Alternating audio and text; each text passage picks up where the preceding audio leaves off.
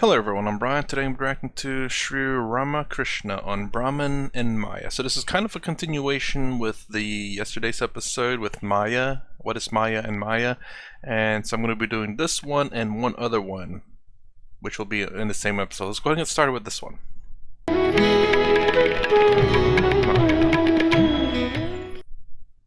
There's one other interesting little bit of philosophy I must put in.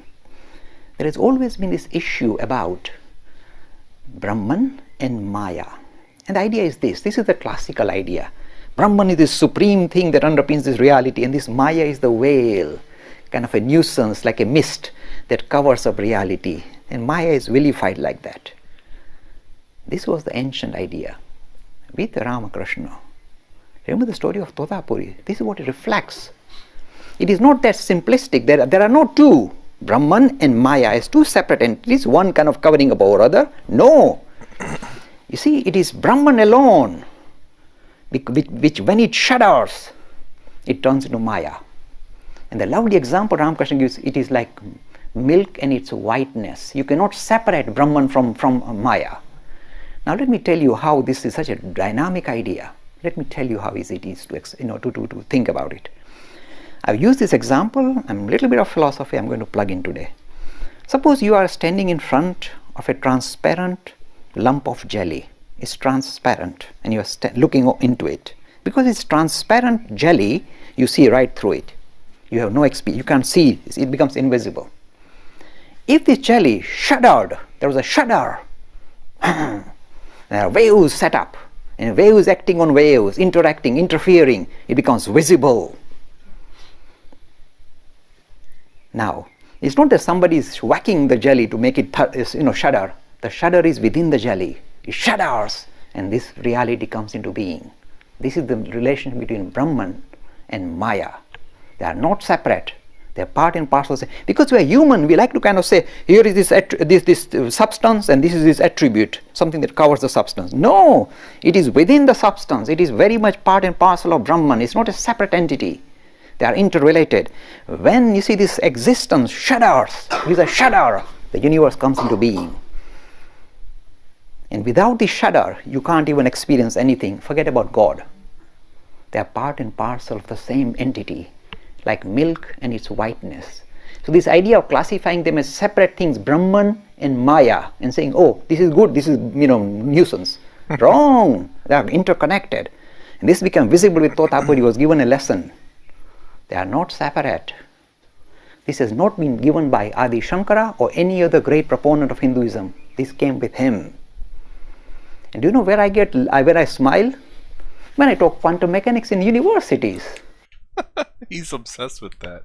But yeah, I remember when I first started this, is that they were explaining to me that everything's Brahman, but yet there's this Maya, and I did see those two as completely separate. And whenever I started understanding Maya as a misunderstanding, not an illusion, but just a misunderstanding, saying you misunderstand something doesn't separate itself. So let me see if I can give an example.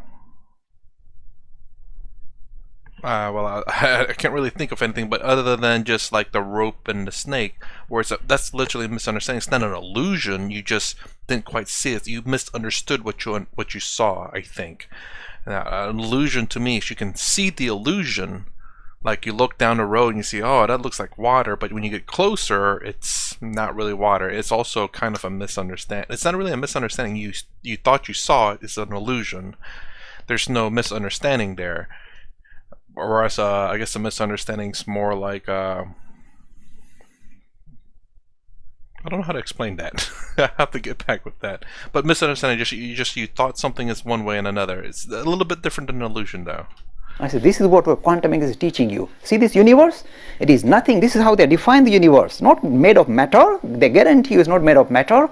What is in front of you? They define the quantum reality. They say it's nothing but existence that is shuddering. Probability of existence. Wow, shudder. Quantum physics. So the greatest, he had already he's starting the work of this quantum stuff because couldn't add or multiply. Great difficulty. And yet, he presented this marvelous idea. See, I've always struggled.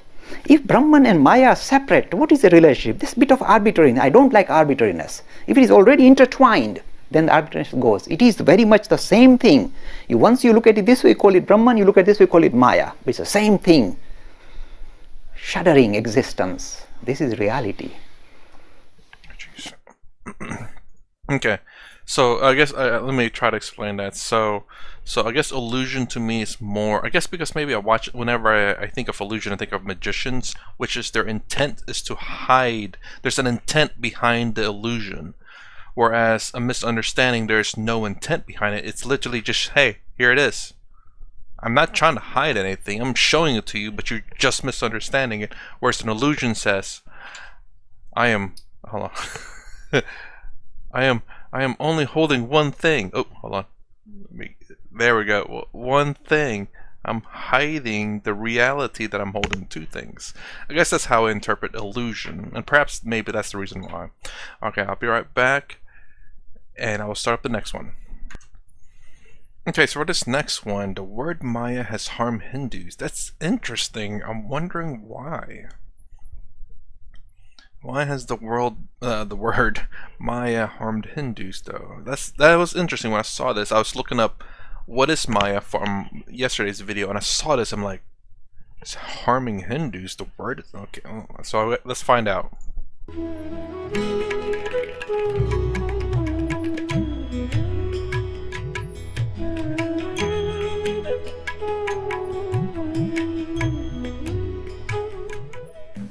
It's a very nice saying. It says that, you see, this world is really like hell if you don't understand the importance of Maya. Because it's not to vilify Maya. If you vilify Maya, the world becomes a hell for you, because you are saying as if you are, stuck in a prison of Maya. You are stuck in a world of illusion. It's a prison. It's hell for me. So if you misunderstand the word Maya, then the world becomes hell. And you see that a lot of intellectuals are like that, really kind of withdrawn and looking so depressed they should commit suicide straight away, you feel. Or maybe they do. But the thing is, that is misunderstood. This is a big problem. In fact, the word Maya has done a lot of harm to Hindus. Let me tell you an example. You will be surprised with what I'm telling you today. You see, Adi Shankara wrote this idea of Maya, the world is illusion, about 1300 years ago. And if you look at the history of India, the foreign invasions, people walking all over us, started just after that. Because when we were being invaded, we said, oh, it's just appearance. Your appearance, they're thumping you. They're, stealing your women and, killing you and destroying your temple. Oh, this is all Maya. What Maya? So you see the misunderstanding of the word Maya, the Hindus have paid a heavy price of misunderstanding. The more recent kind of, understanding of Maya is quite different. When you vilify Maya as illusion, that means you have to run away from it. That you have not understood it. It is simply recognizing, Maya is just a recognition that the reality and the world that we live in, there is a disjointedness. Just making sure that you recognize that there is a disjoint between the reality and the world that you live in. And that is unavoidable. This is the name of Maya. Maya means that which can be measured. That's what it literally means. The deeper meaning is this: the fact that we try and make sense of the world with polarizing up, down, low, that in a way reduces our understanding of reality in its true color. We polarize it, we'll try and limit it. And that destroys, if you like, its potency, its free-flowingness.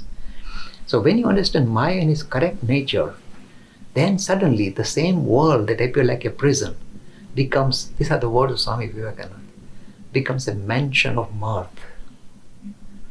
However difficult the situation they pass through, they're able to smile through it and say, this is what's happening today. I'll give you an example, like my mentor, Sri Ramakrishna. When he was undergoing severe pain, suffering, cancer, and couldn't eat or drink, he would say, mother, you want to play like this today? For him, Maya is no longer restriction, but a play. When this thing that is very cankerous or harsh for us begins to look like a play, see the difference between this play, then you can live with it and live through it. So to be able to see, as in a way some of the youngsters have already pointed out, this material chasing after is also spirit, isn't it? It is true. When you recognize it as a spirit, then it's no longer an obstruction, it's no longer painful. It becomes the mansion of mirth. You should look at the lives of all the great enlightened personalities. Whatever difficult situation, they had a smile on their face and they will walk through any difficult time. When you look at the life of Buddha, you see a real example of a person living a life of an enlightened being. However difficult the circumstances, he would just, with a smile on his face, and because he's enjoying, if you like, of being here. That's all that matters. The variation that he experiences, by the way, whole reality is the experience, and that's all he kind of thrives on. That is seeing through Maya and not seeing it as an obstruction, but living with it. Embracing Maya, not being frightened of it, not running away from Maya. In fact, the mother goddess Kali is called Maya, but not something, oh shun, oh horrible woman. This is the play of Maya, and you play with it, you embrace it, embrace her. And there's a beautiful poem written by Swami Vivekananda, the one which says, they alone transcend this life who can dance the dance of death without fear. Death is part of the game, life and death. Writing stuff like that. And this was not just, poetic, kind of idealism. It was real living throughout his life. However hard times they had, they could smile through and live through it. Free e-learning course in Hinduism. That's a little bit different from an explanation. Oh my gosh, the suggested one. Okay. Anyways, the world Mayans harm Hindus. So basically, I guess, from what I'm understanding, is explaining that because the explanation of Maya, they did not believe the invaders were there? And the fact that, let's see what else. He said some things that are completely different than what I'm normally used to hearing about Maya. Talking about Kali as being Maya as well, and saying that the world's a play. Sri Ramakrishna saying, I read the very beginning, it's like, oh mother, you're ready for the play. And I was wondering, like, mother. And I think Lakhani here at the end was saying, oh, Kali is also known as Maya, which may be mother? Anyways, this is a different explanation, not one I'm definitely not used to, and I'm gonna just go back. I'll pause it right here and I'm gonna come back. Alright, so I kind of watched it a little bit again, and basically I guess it was kind of acknowledged at the very beginning that Maya is still an illusion. He said a little bit differently, and that if I can say that word right, Sri Ramakrishna was saying, oh, we're gonna play this again, because I do remember sometime in the past saying that this world is a play, and when I said mother,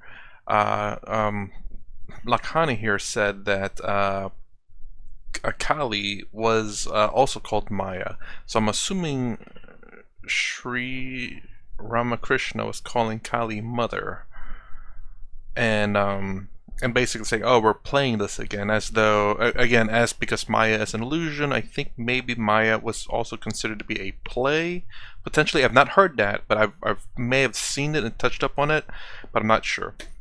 Anyways, that's my reaction to the world.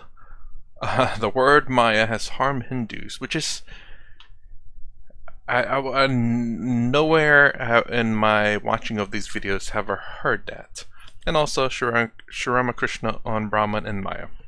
If you like my content, please consider subscribing, thumbs up, thumbs down below. Thanks for watching. I'll see you in the next vid.